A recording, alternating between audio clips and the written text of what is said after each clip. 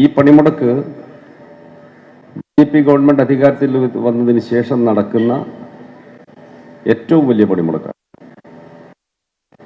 രാജ്യവ്യാപകമായ പണിമുടക്ക്. ഇതിലേറ്റവും പ്രധാന മുദ്രാവാക്യം ലേബർ കോഡുകൾ റദ്ദാക്കുക. 4 ലേബർ കോഡുകൾ, 4 തൊഴിൽ നിയമങ്ങൾ. നേരത്തെയുള്ള 29 തൊഴിൽ നിയമങ്ങൾ ക്രോഡീകരിച്ച് 4 എണ്ണമാക്കി മാറ്റിയതാണ് ഈ ലേബർ കോഡ്.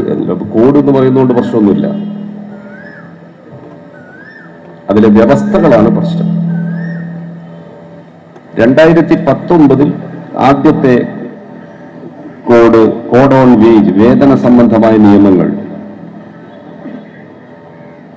ക്രോഡീകരിച്ചുകൊണ്ടുള്ള നിയമം പാർലമെന്റിൽ വന്നു. അന്ന് ഞാൻ രാജ്യസഭാ മെമ്പറാണ്. ഞങ്ങൾ ശക്തിയായിട്ട് എതിർത്തു. ലോകസഭയിൽ ഇടതുപക്ഷത്തിന്റെ അംഗസംഖ്യ വളരെ പരിമിതമാണ്. 542 അംഗങ്ങളുള്ള ലോക്സഭയിൽ 3-4 ആളുകൾ എഴുന്നേറ്റ് നിന്നാൽ സ്പീക്കർ ശ്രദ്ധിക്കില്ല.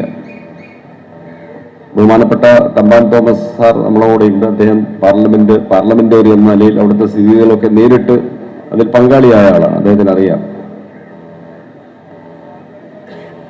ലോക്സഭ ചർച്ച ചെയ്ത് പാസ്സാക്കുന്ന ഘട്ടം വന്നപ്പോഴും അവർ പോൾ ഡിമാൻഡ് ചെയ്തു, വോട്ടെടുപ്പ് ഡിമാൻഡ് ചെയ്തു. എന്ന് വെച്ചാൽ എതിർപ്പ് രേഖപ്പെടുത്താൻ. വോട്ടെടുപ്പ് അനുവദിച്ചില്ല. ഇന്നിപ്പോ ചരിത്രത്തിൽ രേഖ കിടക്കുന്നത് കോഡ് ഓൺ വേജും മറ്റു 3 വേജ് നിയമങ്ങളും ഏകകണ്ഠമായി പാസ്സാക്കിയതാണ്. Indian parliament ഏകകണ്ഠമായി പാസ്സാക്കിയതാണ്. രാജ്യസഭയിൽ ഞങ്ങൾ 8 പേരുണ്ടായിരുന്നു. LDF. രാജ്യസഭയിൽ എണ്ണം കുറവാണ്. DMK മെമ്പർമാരും ഇതിനെതിർക്കാൻ ഒരുമിച്ച് നിന്നു.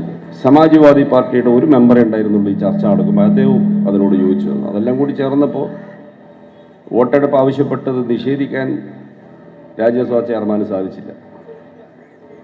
ഞാൻ ഒരുപാട് ഭേദഗതികൾ കൊടുത്തിരുന്നു. DMK നേതാവായ ഷൺമുഖം, LPF എന്ന് പറയുന്ന ട്രേഡ് യൂണിയന്റെ ജനറൽ സെക്രട്ടറി, അദ്ദേഹവും ഒരുപാട് ഭേദഗതികൾ കൊടുത്തിരുന്നു.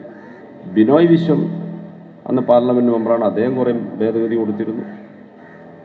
ആ ഭേദഗതികളൊക്കെ വോട്ടിനിടിച്ചു. നമുക്ക് ഭൂരിപക്ഷം ഇല്ലാത്തതുകൊണ്ട് വോട്ടിനിട്ട് അവർക്ക് ജയിക്കാൻ പറ്റും. എങ്കിൽ പോലും രേഖപ്പെടുത്തും എതിർപ്പ്.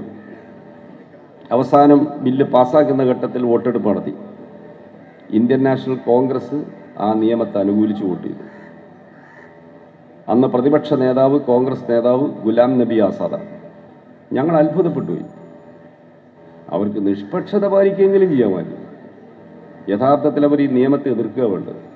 ഇന്ത്യൻ നാഷണൽ കോൺഗ്രസ് നേതൃത്വം നൽകിയ ഗവൺമെന്റ് സ്വാതന്ത്ര്യാനന്തരം പാർലമെന്റിൽ പാസാക്കിയെടുത്ത നിയമങ്ങളെയാണ് BJP ഗവൺമെന്റ് വികലമാക്കിയത്. സ്വാതന്ത്ര്യാനന്തരം ഇന്ത്യയിൽ തൊഴിലാളികൾക്ക് അനുകൂലമായ കുറേ നിയമങ്ങൾ ഉണ്ടാക്കി. നമ്മുടെ ഭരണഘടനയിൽ തൊഴിലാളികളുടെ അവകാശങ്ങൾ വ്യവസ്ഥ ചെയ്യുന്ന ഒട്ടേറെ വ്യവസ്ഥകൾ, വകുപ്പുകൾ, നിർദ്ദേശങ്ങളുണ്ട്. മാർഗനിർദ്ദേശക തത്വങ്ങൾ. എങ്ങനെയാണ് ഭരണകർത്താക്കൾ ഭരണം നടത്തേണ്ടത് എന്നതിനെ സംബന്ധിച്ച് നിർദ്ദേശങ്ങൾ വെച്ചിട്ടുണ്ട്. തൊഴിലാളികളുടെ കൂലി സംബന്ധിച്ച്, തൊഴിലാളികളുടെ അവധി സംബന്ധിച്ച്, സ്ത്രീകൾക്കും പുരുഷന്മാർക്കും ഒരേ രീതിയിൽ കൂലി നൽകണമെന്നത് സംബന്ധിച്ച് ഇങ്ങനെയുള്ള വ്യവസ്ഥകളൊക്കെ ഉണ്ട്. കൺകറന്റ് ലിസ്റ്റ്, ഈ മാർഗനിർദ്ദേശക തത്വങ്ങൾ, ഡയറക്റ്റീവ് പ്രിൻസിപ്പിൾസിൽ പറഞ്ഞ അതിപ്രധാനമായ തത്വങ്ങളെ ആസ്പദമാക്കിയാണ് ഇന്ത്യയിൽ പല നിയമങ്ങളുണ്ടായത്.